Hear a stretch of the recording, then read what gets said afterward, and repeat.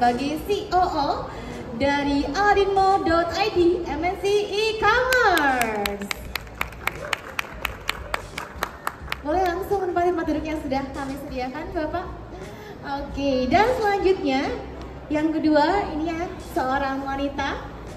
Ada Ibu R.A. Loreta Kartika Sari, SEMIKOM MM PhD selaku founder Markomed.id dan Srikanda di Pintar.id. Halo, silakan langsung naik ke atas panggung. Ibu boleh langsung duduk.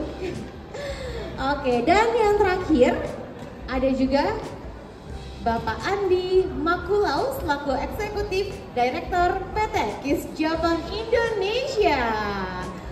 Halo, selamat siang. Boleh langsung duduk ke kursi yang sudah kami sediakan. Yang paling dekat dulu aja kali ya, Bapak Andi. Halo, apa kabar Bapak?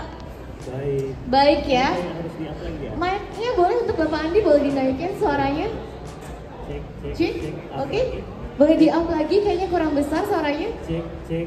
Lagi up lagi mas. Oke. Oke. Ya. Biar kedengar sama satu hall B ini ya. Oke. Iya, baik. Pak Andi apa kabar nih? Baik. Baik ya, luar biasa. Pastinya hari ini spesial banget. Pak Andi ini jauh-jauh atau ternyata daerah sini juga nih domisilinya? Domisili saya nomaden ya. Kebetulan saya dosen juga. Saya ngajar di ITPLN di Jakarta. Kemudian saya juga ada di Universitas Sasarangi di Makassar. Dan kebetulan kami PT KIS Japan Indonesia ini juga asal dari Jepang, Mbak. Dari Fukuoka. Dari Jepang? Iya, seperti itu. Jadi bolak-balik kita. Oke, pastinya nanti kita akan dengar nih apa sih yang seru-seru dari Bapak Andi ya. Oke. Ya, I will make a story di sini. Jadi bagaimana sih story bagaimana kita membuat suatu budaya komunikasi korporat. Tentunya juga kami memulai dari bagaimana kami membuat perusahaan di Indonesia. How to build this corporate in Indonesia. Ini CV saya. Saya sebagai Executive Director PT KIS Japan Indonesia. Saya juga sebagai dosen di Institut Teknologi PLN Jakarta. Lalu saya sebagai trainer, dan kalau biasalah ibu ya, kalau dosen harus sertifikatnya banyak banget. Itu yang dibutuhkan ya, jadi sekolah mulu sampai sekarang Bu ya. Sekarang saya sedang menyelesaikan pendidikan doktoral saya. Mungkin langsung saja kita masuk. Saya perkenalkan dulu Bu, bagaimana how to make a company in Indonesia. Karena PT KIS Japan ini kami berasal dari, boleh ininya Mas? Oh boleh, terima kasih. Iya, sambil kita menunggu, jadi kami PT KIS Japan Indonesia ini sebenarnya baru berdiri tahun 2022 di bulan Juni. Kami baru sekali, namun di sini kami memprovide bagaimana memberikan atau menjembatani bisnis-bisnis potensial. Kebanyakan klien kami dari Jepang, karena memang kami dari Jepang, tapi kami juga menjembatani bagaimana kedua negara itu bisa kita istilahnya ya, bisa kita jembatani, kita bisa memberikan apa sih untuk mereka, karena kami lahir sebagai konsultan awalnya di sini. Sudah belum? Iya. Sambil menunggu Bapak Ibu, terima kasih, selamat datang di saya bukan MC ya, saya suka lupa, kadang-kadang saya jadi MC juga soalnya. Gitu. Jadi ke bawah. Buat ini aja ya, kita buat bercanda aja ya, di Jakarta International Product Fair. Nah, mungkin sambil cerita ya, nanti kita akan teruskan. Jadi di sini awalnya adalah memang kami awalnya bukan perusahaan Bapak Ibu sekalian, kita adalah non-profit organization. Kami ini berasal dari Fukuoka dari Jepang, Pak Bambang, Ibu. Jadi kami dari Fukuoka dari Jepang, di tahun 2016 kami mulai bergerak seperti itu. Ya, jadi di sini awalnya memang CEO kami, Ibu Rahmawati Hidayah atau Ibu Yaya, memang sebagian besar hidupnya di Jepang, Bapak sekalian. Beliau mulai pindah ke Jepang dari tahun 88. Jadi beliau adalah SD-nya ya. Ini sudah bisa saya ingat ya. Oke. Baik. Saya lanjutkan Bapak sekalian. Jadi our business field ya, kita sebagai konsultan Bapak sekalian between Japan and Indonesia. Jadi kami awalnya adalah untuk business and education. tapi akhirnya lama-lama berkembang karena seperti yang kita sebutkan tadi kan, kebutuhan pasti terus ada. Jadi seperti yang tadi Bu bilang, apa lu gak ada ya Bu ya? Jadi apa yang mereka minta kita coba dulu pelajari, kalau bisa kita berikan. Nah itulah kami akhirnya sekarang main core bisnis kami adalah bisnis education, language, and tourism. Nah ini dia yang tadi saya ceritakan bahwa kami baru berdiri tahun 2022 bulan Juni. Kemudian awalnya kami establish bulan September tahun 2016. Kenapa kita bisa berkembang gitu kan? Nanti kita akan ada akhirnya kita buka budaya corporate communication. Jadi awal ini Bu, jadi CEO kami adalah karena beliau tadi seperti bilang SD SMP-nya memang di Jepang, kemudian kembali ke Indonesia karena waktu itu beliau mengikuti bapaknya untuk pendidikan S2 S3-nya. Setelah kembali ke Indonesia, SMA dan kuliah strata 1, kemudian di 2006 mendapatkan beasiswa dari Mobusho atau Max untuk kembali ke Jepang akhirnya untuk ambil S2 dan S3-nya dan menetaplah di sana, meniti karir di Jepang. Kemudian karena kepedulian dari CEO kami akhirnya dia mencoba untuk berkomunikasi dengan dengan para pelajar-pelajar Indonesia. Waktu itu namanya PPI ya, Persatuan Pelajar Indonesia ya, PPI ya.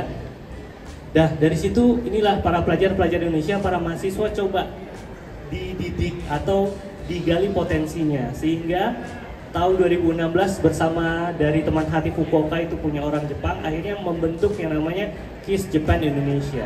KIS-nya adalah Kyushu International Society Support. Kami membantu, kami sebuah support organization tadi, membantu segala kebutuhan baik orang Indonesia dan juga orang Jepang di sana. Seperti yang terlihat bahwa ketika ada kegiatan ini adalah salah satu kegiatan Fukuoka International Film Festival, kami membantu para sutradara dan para pebisnis lainnya ketika mereka punya event. Disinilah kami membantu dan seluruh anak-anak muda di sana kita gali potensinya. Mereka bisa apa kita cari Bu, mereka bisa menyanyi kita buatkan band di sana, kita bisa memberikan istilahnya ya, bisa mereka kuliah tidak hanya kuliah datang pulang, tapi kita coba ya memberikan soft skill atau juga pengalaman mereka tentunya agar bisa mendekatkan diri ke masyarakat lokal di Jepang. Ya seperti inilah kita memperkenalkan budaya Jepang di Indonesia, sama orang Indonesia ke sana kita memperkenalkan budaya seperti itu. Akhirnya CEO kami akhirnya banyak yang mengenali beliau karena one of the success story adalah kisah muslimah Indonesia berkarir di negeri Sakura. Karena seperti kita ketahui bagaimana berkarir di negeri orang itu sangat susah. Di Jepang pun orang lokal itu dihargai lebih tinggi daripada orang luar, orang asing. Tetapi Ibu Yaya ini istilahnya bisa menyamakan. Sehingga dia bisa berkarir di sana dengan baik dan tentunya tadi dia tetap memberikan motivasi kepada anak-anak Indonesia agar bisa lebih berkembang di sana. Akhirnya ini lucu Bu. Bahwa beliau bilang bahwa ketika umur saya 40 saya mau berhenti bekerja lah, saya sudah cukup berkarir di sana dan lain-lain. Akhirnya dia kembali tahun 2019 ke Indonesia. Tetapi memang karena kepeduliannya beliau, sehingga dia pengen tahu potensi apa sih, hal-hal atau gap apa sih yang ada di Indonesia yang bisa kita kembangkan. Beliau akhirnya mendatangi kampus-kampus di Indonesia seperti ada STPLN, ada STB Alia, ada juga Udayana, ada di Unhas. Dia mencari informasi, menggali informasi apa sih yang dibutuhkan oleh mereka. Sehingga awalnya Bu, kita mencoba untuk menjembatani bagaimana kita bisa memberikan informasi agar anak-anak kita bisa pergi dan melakukan edukasi lanjut, pendidikan lanjut di Jepang. Dan akhirnya berkembanglah Ibu Yaya akhirnya bisa memberikan insight-insight, akhirnya memberikan motivasi kepada orang Jepang dan juga kepada orang Indonesia bagaimana sih budaya, bagaimana sih kita mau mengembangkan bisnis dan pendidikan di sana. Dan akhirnya, nah inilah corporate communication ya, di KIS Japan Indonesia memang hanya kami berdua Ibu, tetapi kami membangun networking mulai dari para alumni kampusnya di Kyushu University, bagaimana mereka mengundang dan bagaimana membuat group discussion dan bagaimana melihat potensi-potensi kebutuhan-kebutuhan Indonesia dan Jepang. Akhirnya kami mempunyai service seperti ini sesuai dengan kebutuhan mereka, yaitu consultant and cooperation projects, event organizer, tour paket juga terkadang-kadang mereka juga membutuhkan business study or seminar trip yang mereka mau seminar di sana. Dan juga tentunya ini pasti translation interpreters ya. Dan akhirnya dalam setahun ini kami sudah bekerja sama dengan beberapa Jepang klien seperti JICA, Kendo, Lions, Japanesia, Amizu, Human Resources, dan lain-lain sebagainya. Dan klien Indonesia kami juga seperti ini, PT Kendo, Makromios, universitas-universitas, dan juga sekolah-sekolah yang ada di sini. Ini kami coba menjembatani di antara mereka berdua. Akhirnya disitulah kami membuat kerjasama sehingga bisa kita tingkatkan kerjasama tersebut. Dan tentunya kita harus komunikasi, Bapak Ibu sekalian, kita komunikasi dengan pihak Jepang, dengan Duta Besar Jepang yang ada di Indonesia, dan juga kita berkomunikasi dengan Duta Besar Indonesia yang ada di Jepang, dan juga konsulat-konsulat juga kami datangi, sehingga apa? Tadi korporat kami bisa saling bersinergi membangun komunikasi tersebut. Dan beberapa kegiatan-kegiatan lainnya, sehingga ya akhirnya disitulah kita bisa membangun budaya corporate communication. Tentunya namanya corporate communication Ibu ya, dari internal communication kita kembangkan, dan juga luarnya juga external communication juga kita kembangkan. Ini juga salah satu juga yang sedang berjalan, bagaimana kita memberikan kesempatan kepada para pelajar-pelajar yang ada di Indonesia untuk berkarir di sana, karena memang sangat dibutuhkan seperti ini. Dan juga untuk mendukung program MBKM Ibu, Merdeka Belajar Kampus Merdeka, kami juga open internship untuk itu. Nah, intinya di sini adalah bahwa kita untuk membangun budaya dari entrepreneur itu, bahwa kita mencoba melihat gap apa sih yang dibutuhkan. Karena kita juga namanya kita konsultan, kita memprovide apa sih yang dibutuhkan daripada klien kita. Kemudian business planning, tentunya kita membuat business planning, bagaimana kita mengembangkan business planning tersebut. Strong team, ya, ada strong team yang kita build. Kita build dari yang tadi Bu, mulai dari anak-anak, mulai dari mahasiswa, dan juga kolega-kolega kita, sehingga kita bisa menjadi tim yang sangat kuat. And then ya, funding and resources juga kita mencari. Dan juga tentunya yang paling kaya adalah continuous learning, karena stay update, melihat apa sih kemampuan yang tadi seperti Pak Bambang dan juga Ibu juga bilang bahwa ya inilah e-commerce, dan juga bagaimana dunia komunikasi sangat berkembang. Nah, disitulah nanti mungkin kita akan bisa diskusi bersama. Mungkin sekian dari saya, terima kasih. Oke, terima kasih untuk Bapak Andi Magelang.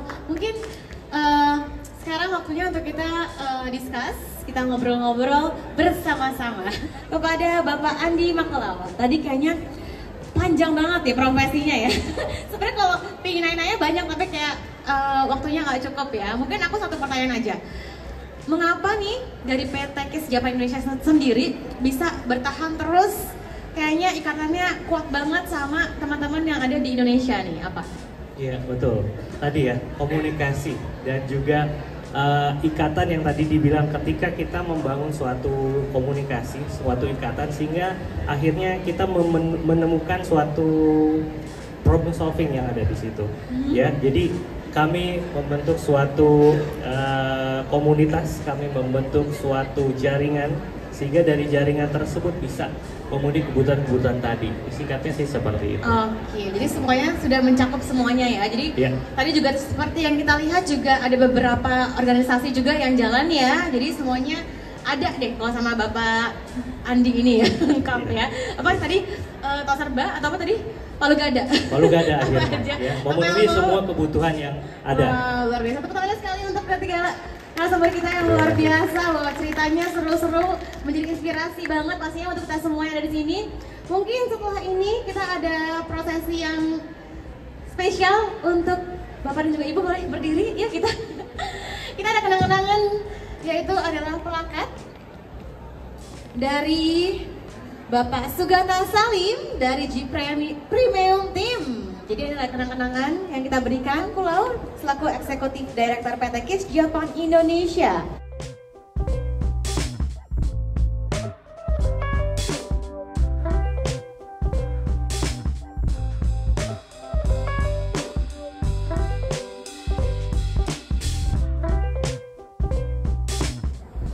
Oke, terima kasih.